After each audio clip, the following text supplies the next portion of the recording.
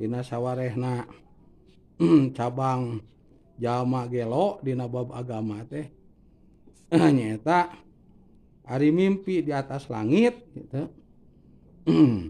Hayang jadi jalma anu pakih anu ngarti kana ilmu agamanya tuh hayang jadi munadir anu tukang nerang-nerangkeun ilmu agama gitu.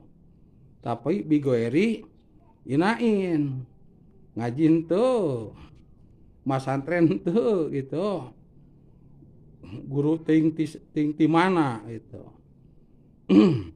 Nah ungkul modal HP atau komputernya atau laptop ninggalan eta we Google-nya atau internet gitu.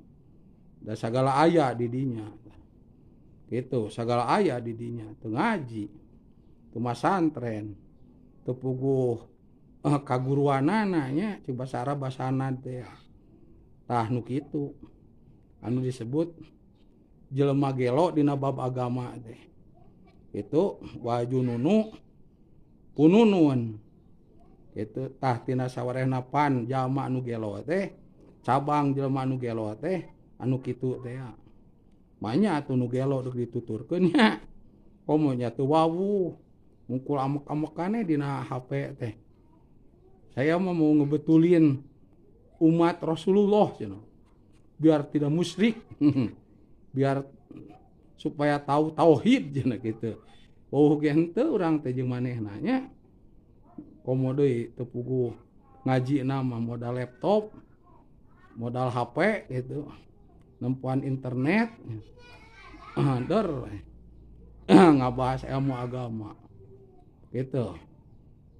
Dar we siga jalma anu ngarti kana agama ku mawani nerang-nerangkeun ilmu agama anu modalna teh unggul tina internet teh tah eta teh jalma gelo dina bab agama manya nu gelo deuk dituturkeun nya naudzubillah gitu anu damang emutanana ge seueur keneh gitu manya nu gelo deuk ditutur-tutur nya deuk diturut gitu ucapanana nu gelo atuh beureunan leuwih ti gelo urang teh nurutan eta mah itu masih dik gelo itu maknya urang ku ngadengekeun ngomong manehna nempo manehna kikituan urang nurut urang nu leuwih gelo mah